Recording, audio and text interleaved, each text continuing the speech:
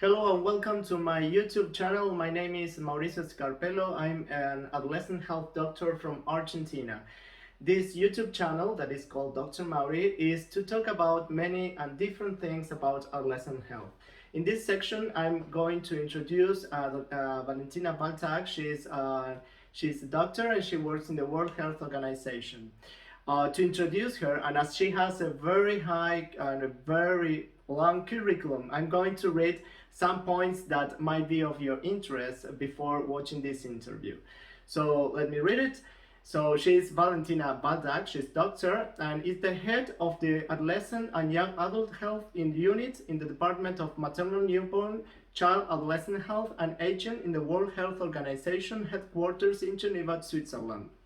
After a career in clinical practice and clinical research, she is specialized in health system management and public health issues in reproductive, maternal, child, and adolescent health. In her current position, she focuses on developing standards, policies, and strategies to strengthen government's response to achieve universal health coverage for world 1.2 billion adolescents and technical assistance to member states in evidence-based lines of a multisectoral response for adolescent health. So now we are going to start and I hope you like this video. If you want, you can also subscribe. Remember that you can also find the subtitles below here on YouTube, so you can put it. So let's start.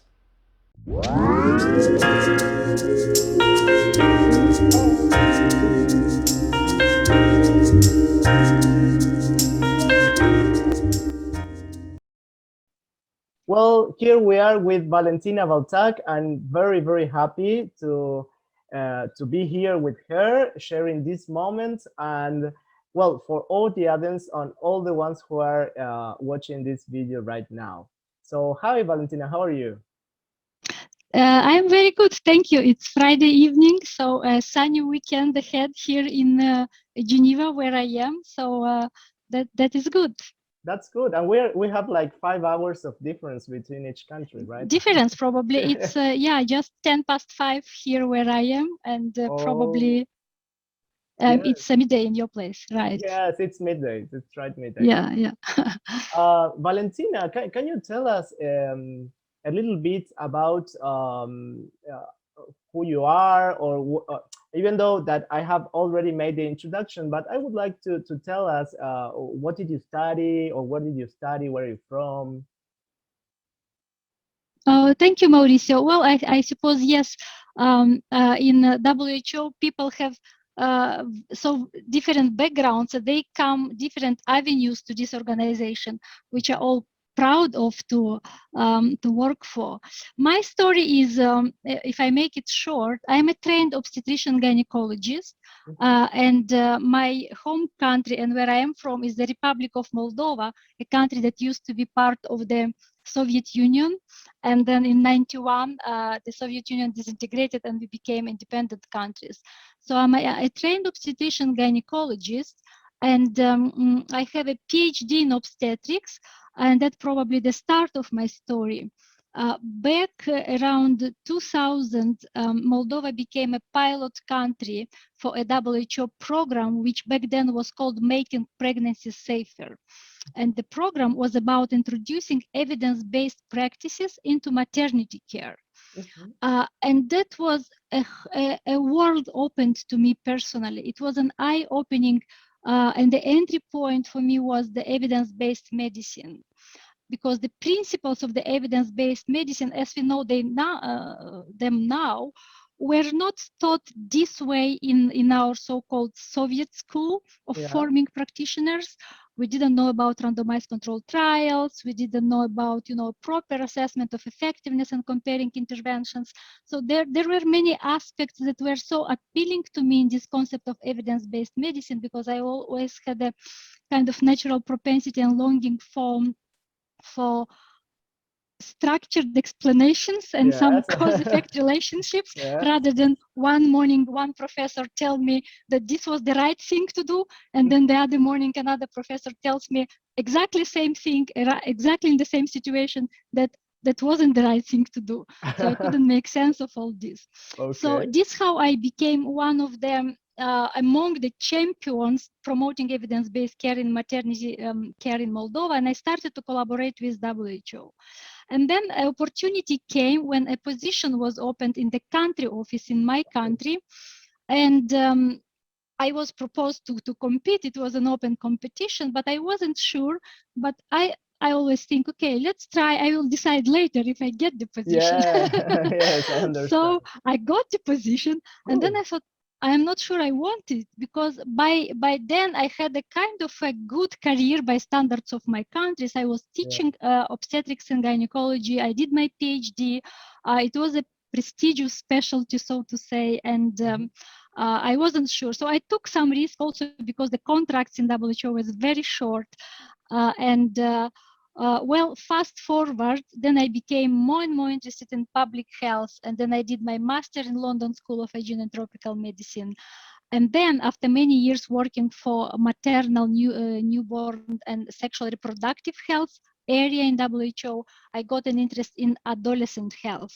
And that was later in my WHO career, but I'm doing adolescent health now since 2007. So that would be how many years? So no, that's very nice to hear all your background, because so now people that perhaps don't know you, or from Latin America or from other countries, know a little bit more about you, and it's very important to hear all that. And exactly, what do you do in the World Health Organization? What it is your work about? What you deal every day with, or something? I don't know. Thank you. Well, let me a little bit maybe place myself where I am in the World Health Organization, because it's a big organization, and I am working in headquarters based in Geneva in the Department of Maternal, Newborn, Child and Adolescent Health and Aging. So from the very title, you can see that our department looks after various population groups, after newborn, after mothers, and also after adolescents. So we have a unit within the department. That's the smallest unit, but we are very active and energetic, which is the unit for adolescent and young adult health. So what do we do? What is our everyday work? Maybe I can crystallize kind of 6 lines of work. One thing that we are doing is maintaining the attention to the needs of adolescent health in the global health agenda, in the regional health agendas, and supporting countries to maintain the interest and advocate for the need to invest in adolescent health nationally. Now, why this is important? Mauricio, you might know, and your listener might know, that adolescent health, adolescents as a group, they are very often perceived as, well, they are healthy, you know, they did not accumulate yet all the risk factors of the older groups, and they are not dying for conditions that newborn die. So what's the problem with adolescents? And we know this is not the case. So to maintain and to explain why it is so important to invest in adolescent health is part of our work. What does it entail in terms of activities? It entails talking to government officials. It entails doing participating in global meetings and webinars. It participating in global and regional and national discussions. We call this work policy dialogue or strategic policy dialogue, whereby we are in touch with groups, with professional associations to articulate this need to invest in adolescent health. Now, the second line of work, it is engaging with adolescents and young people themselves. And this we do in various ways. One way, for example, whenever we develop a product, a guidance, we need to know what the needs of adolescents and young people are in this particular area that the guidance will talk about. So that's one way how we engage with young people and adolescents. But we also work with regions and countries in supporting them doing so, and also articulating the importance why a program that is not informed by the voices of young people is not a good program. I can give many examples. Another area of work is producing data conducting research, and promoting innovations. All those global, if you go to WHO website, and for example, our department, and we have a very strong team that looks after monitoring and evaluation, put together a data portal. So you go to WHO website, you click on adolescent health or maternal, newborn, child, adolescent health data. So you will see, you can retrieve all those data, key indicators of adolescent health, to see what are the main causes of mortality, morbidity in adolescents globally, by regions, in selected countries. Those are estimates. They are only as good as national data are, but this is something that we are busy, one of kind of our day-to-day preoccupation. So countries can use this data to inform their national policies and processes. Very well. Of course, we are also producing a guidance, norms, tools, standards. I can give some examples. For example, more recently, we are about to publish it. So I'm using the opportunity of this video with you to publicize it a little bit. Yes. A guide on telemedicine, how to conduct teleconsultations with children and adolescents. And we know that COVID pushed us a lot towards teleconsultations, telemedicine, but regardless of the COVID, this is the future. More and more, we will be conducting teleconsultations. So this guide, for example, we hope will help healthcare practitioners to know what is a specific aspect. When I have an adolescent, what are the issues that I have to take into the consideration? For example, how do I ensure privacy? What are the tips to make sure that there is nobody else in the room, that the decision of the adolescent is not coerced? Like it's the very difficult step to do in it. Yeah. Like the step-by-step of the telemedicine. And yes, it's exactly. very, very important what you are saying, because that is something, perhaps it is not new, but the COVID forced like all the health system to find like alternatives to be in touch with adolescents. So telemedicine is a very important like way to explore and to go on learning, you know. And it is very, very, very interesting what you are saying. And this guide, do you think it will be published like more time in future, or it is about to go out? I know.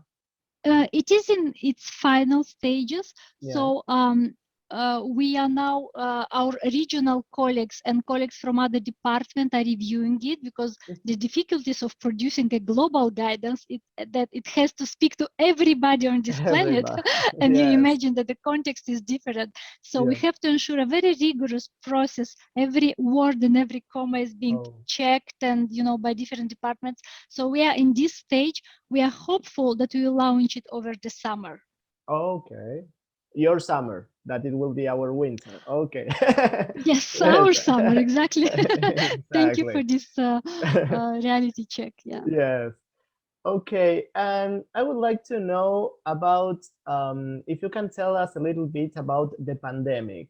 What is your view in the position you have in the World Health Organization about the adolescent health in this context of a pandemic? What changes have you seen, or are you working with? You can tell us a little bit. Yeah, I think maybe, that's out of the question that adolescents and students and children were hit very hard by the pandemic, and not by the virus itself, by the public health and social measures and all the different contexts of the lives of adolescents today. That's no question about this. At the beginning of the pandemic, it wasn't obvious. It felt like, okay, distance learning, isolation, but gradually it became clear that it's a disaster that is brewing there, and if we do not put in place mitigation measure, then consequences will be grave. So I can list a lot of impacts on health, starting with anxiety and depression, and this is related to the isolation, to lack of the structure, but a lot of it is related to academic achievement and performance. Families increasingly are pushing and putting pressure on their children, to perform, because the better university to go, a better job you will have. So kind of better academic achievement, our societies are structured this way that provides you better opportunities for future. So there is a lot of pressure on kids today. So you asked me about the pandemic. So I want to highlight probably two groups that are absolutely important. It is the consequences of what has happened with the education. That's one part. And another part, which is not unrelated, is that those that were vulnerable and marginalized before the pandemic, they got hit twice as much than all the others. So this discrepancy and the inequities have had increased. The pandemic actually put in evidence many things. So, for example, the lack of social support structure when it was even before, then during the pandemic, where many households, many adolescents, many children and their family relied on those social support structure, where they were not there, it just became a disaster. So those two things, the consequences on education and the consequences of inequalities, I would highlight. And also, what do you think about, for example, physical activity, right? Like people, like in general, all the people. But if we focus in adolescent health, they are at home, like with the screens all the time, and perhaps not doing so much things outside, like something simple, like riding a bike or playing with their friends, but that impacts in the physical activity, right? In this obesity. Yeah. So this lack of structure and the loss of the usual activities and opportunities for physical activity should not be underestimated. And the reasons is that it has immediate effects. We know that physical activity and good physical activity, good balance between mental and physical activity actually contributes to mental health. So it would have the immediate effects, would maybe more propensity to anxiety and depression. If you do not have this opportunity to go out, to do your RPM class, to have a run, to jog, if you lost your routine, if you had this routine. But also it will have longer term consequences. We don't know yet. So, but I'm making some assumptions here. If for an entire year, your routine was disrupted, and many of the physical activity and healthy lifestyles, it's a behavioral change. So maybe some of the students and adolescents put a lot of effort to get into this behavioral change mode, whereby they do regular sports, regular activity. Now, if you for a year you lost this structure, you might have lost this behavior and all the investment you did before. So then longer term consequences will be that if you do not go back on track, then it will just the accumulation of risk factors and sedentary lifestyles across the life course. We already have data from very well conducted surveys. Of course, we don't have yet data on impact, say that the obesity increased or other metabolic syndrome increased, but we do know also from the repeat surveys that compare data of the behaviors linked to sedentary lifestyle before COVID and then after the COVID in same population. So it's a repeat survey. And they showed a dramatic decrease in physical activity levels. Yeah. And what do you think about the government and investment, for example, in this context of pandemic? Because Most of the governments focuses on, well, of course, of the pandemic indeed, like the PCR test and all the hospitalized patients. But it's like there is like a main focus on all that, and most or some governments like put the like the view apart from the children and adolescents, and they are like not viewing that all this is happening. What like view do you have of this thing that is happening right now in many governments? Like they are like like putting the view in and other things. Yes. No, I think the governments are increasingly realizing the importance of tackling those indirect effects on children and adolescents of the pandemic. The reason there is some delay in this realization, it is that the realization came later than, say, the first death due to the COVID pandemic. And we hope that we, WHO and other partners, are doing work in this direction to document this, to research, and to put data out there to say, look what is happening. Anxiety and depression has increased. Millions of children who missed the only source of secure meals with school closures. Their services with for students with special needs were disrupted, and those are the consequences. So I think the realization is increasingly there. We provided very clear guidance on the need to keep school open as long as possible, provided the safe conditions are ensured. And our Director General was very vocal in any instance he had a chance to talk about students and schools, that closing schools should be a measure of last resort. So our WHO guidance is very clear on how those public health and social measures should be implemented with the consideration of children and adolescents in mind in the context of educational institutions. That's very important. Yes, what you're saying, because of the future and the growing, because adolescents are now, but then they will be adults in future, and we need healthy adults in future, of course. And the other thing that I would like to talk a bit with you is about um, like some considerations about the accessibility in some adolescent health places, because also with the pandemic, it happened that many groups of professionals or people that were working with adolescents suddenly had to do other works like doing PCR tests or helping other professionals because of the pandemic.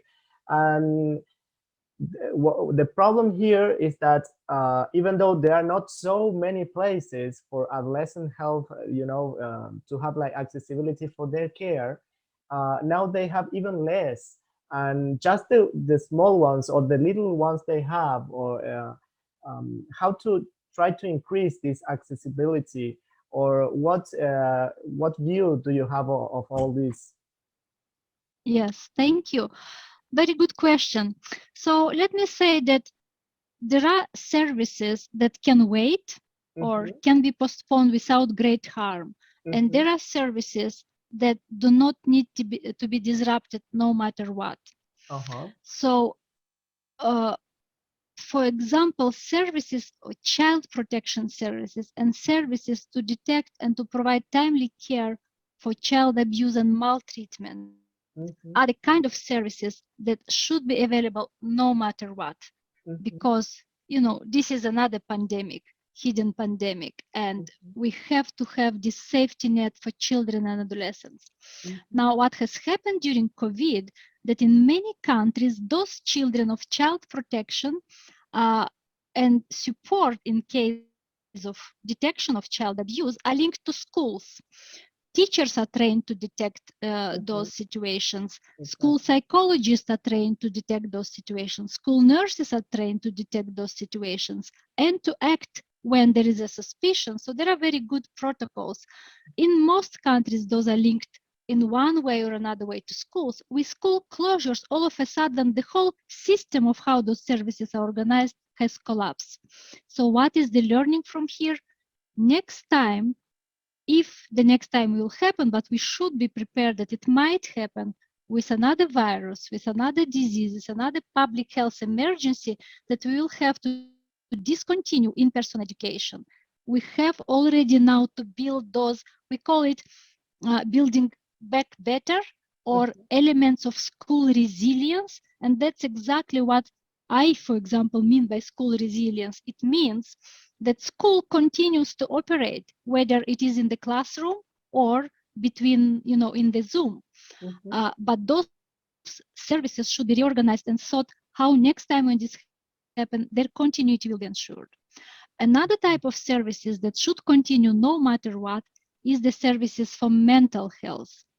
You know that some data shows that for disadvantaged children, we are not talking about now children from relatively well-off families who have various opportunities to access mental health services. Their parents are also better trained and aware when they need to seek services.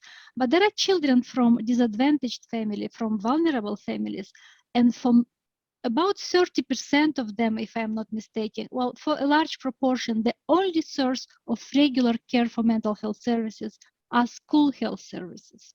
Again, school closed, service disrupted. This should not happen next time. And the third type of services is time-sensitive services, such as sexual and reproductive health services. Those are services that cannot be postponed. They are needed now and then because the consequences may be there. So other services, they can be a little bit postponed, but for example, immunizations, but there should be plans to catch up. So what I will answer for your question, I think it is also important that for those other services, teleconsultations is a way to organize care, because preventive care should continue. There are children with chronic condition that needs regular care. So maybe we have to invest a little bit more in telemedicine, teleconsultations. So then at least part of those services that can be adequately and effectively delivered and with a certain level of quality via digital means, then they do so. Thank you very much. And it is very interesting all what you are saying, because it is exactly, I agree with all that. It is very important to know what cannot wait, that is has to be solved in the same day or in the same consultation, or make all the contacts to solve a problem that can be very important for that adolescent. Valentina, I'm very glad to have you here. This meeting for me and this interview was very nice. And I hope that all the people also like, and all the ones who didn't know about you now know you. So I'm very, very glad that you have taken this time. I know that you are very occupied to be with me in this interview. Thank you, Mauricio, and thank you to your listeners. I do encourage you all to visit our WHO website, and we try to keep it up to date. Recently it was a little bit reorganized, well, not a little bit, quite a lot. So we hope it's more now visitor friendly, and you can easily retrieve the information. Please do visit us, the website, but also do not hesitate to contact us directly. Okay, well, thank you very much, Valentina. See you next Thank time. you. Have a very good afternoon. Bye-bye. All the best to you and your listeners. Bye. Bye.